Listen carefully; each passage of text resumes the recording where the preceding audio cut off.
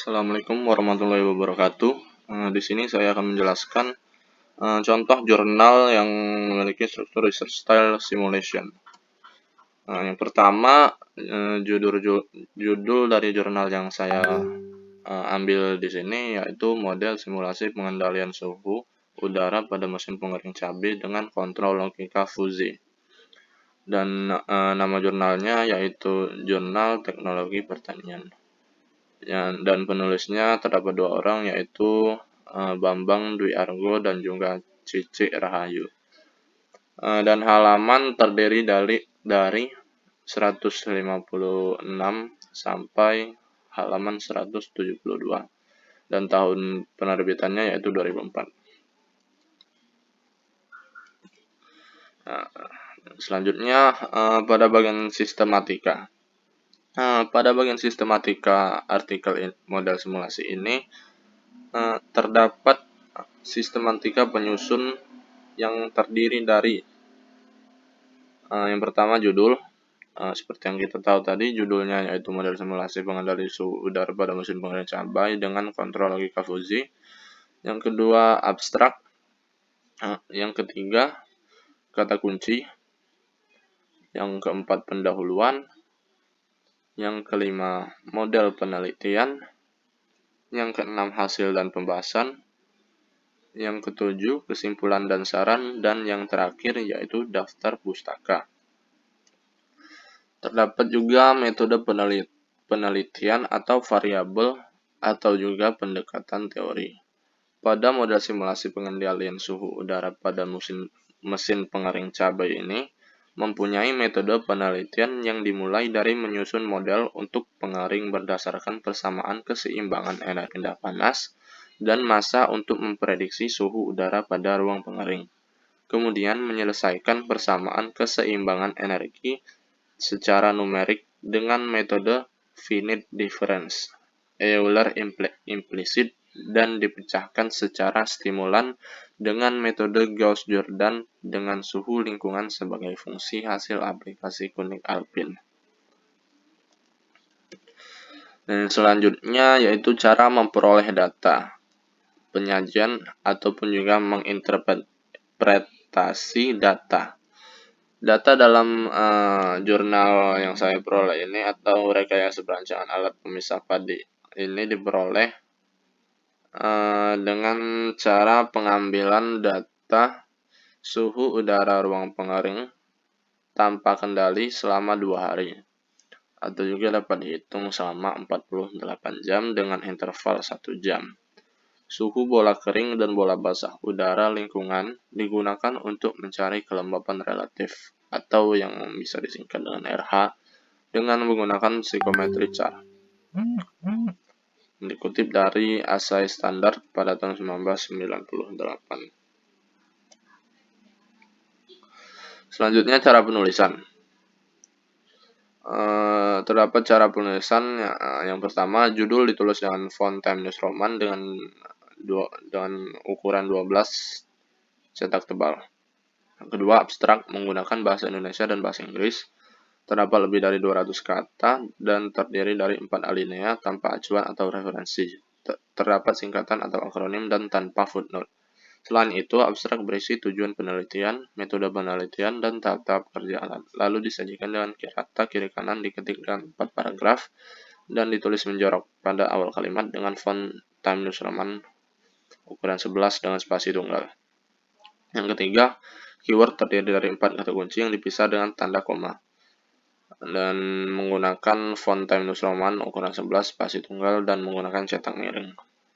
Yang keempat, bagian pendahuluan berisi latar belakang, konteks penelitian, urgensi permasalahan, hasil dan kajian pustaka utama yang menjadi landasan penelitian.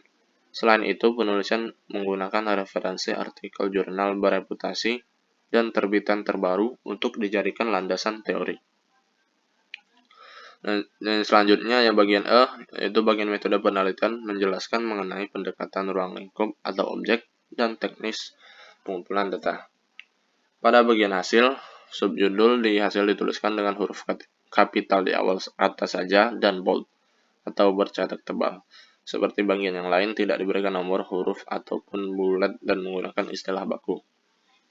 Selanjutnya bagian hasil dan pembahasan menyajikan hasil penelitian. Hasil penelitian disajikan dengan lengkap dan sesuai ruang lingkup penelitian. Hasil penelitian dilengkapi dengan tabel, grafik, ataupun bagan. Pembahasan dilakukan dengan menafsirkan temuan-temuan penelitian, mengintegrasikan temuan dalam struktural ilmu pengetahuan, mengungkap temuan-temuan baru atau teori baru atau modifikasi teori yang sudah ada, dan penjelasan implikasi temuan secara teori dan praktis. Yang selanjutnya simpulan. Kesimpulan berisi rangkuman singkat atau hasil penelitian dan pembahasannya. Kesimpulan merupakan temuan penelitian yang berupa jawaban dan pernyataan penelitian atau tujuan penelitian tersebut. Dan yang terakhir, daftar rujukan ditulis sesuai dengan American Physiological Association atau APA pada edisi kelima. Semua sumber yang tercantum dalam daftar pustaka harus ada dalam naskah artikel. Penulisan naskah dan situasi yang diacu dalam naskah ini disarankan menggunakan aplikasi reference atau reference manager seperti Mendeley, Zotero, RefWorks, EndNote, dan lain-lainnya. Tulis menggunakan Times New Roman versi 11 dan normal. Selanjutnya pada bagian perbandingan terdapat persamaan. Pertama akan menjelaskan persamaan. Pada bagian persamaan ini, pada bagian sistematika artikel sama-sama terdiri dari judul, abstrak, kata kunci, pendahuluan, metode penelitian, hasil dan pembahasan, kesimpulan dan saran, dan daftar pustaka. Dan juga cara penulisan juga sama, yang terdapat pada judul, abstrak, keywords, pendahuluan, metode penelitian, hasil, dan daftar pustaka. Dan yang selanjutnya perbedaan. Pada metode penelitian punya saya ini mempunyai metode penelitian yang dimulai dari simulasi pengendalian suhu udara pada mesin pengering cabai. Ini menggunakan metode penelitian yang dimulai dari menyusun model untuk alat pengering berdasarkan persamaan keseimbangan energi panas dan massa untuk memprediksi suhu udara pada ruang pengering. Dan selanjutnya cara memperoleh data pada artikel saya dengan cara rekayasa perancangan pemisahan ini dan cara pengambilan data suhu udara ruangan pengering tanpa kendali selama 2 hari dengan interval 1 jam. Suhu bola kering dan bola basah udara lingkungan digunakan untuk mencari kelembapan relatif atau RH dengan menggunakan physicometry chart. Sedangkan pada artikel yang saya bandingkan punya saudara Supriyadi Yansah, data yang diperoleh dari artikelnya dapat diperoleh dari sumber data, yakni dari data online, Badan Pusat Statistik atau yang disingkat dengan BPS, dan dari Badan Meteorologi, Klimatologi, dan Geofisika. Sekian penjelasan dari penyampaian artikel dari saya. Lebih dan kurang mohon maaf. Assalamualaikum warahmatullahi wabarakatuh.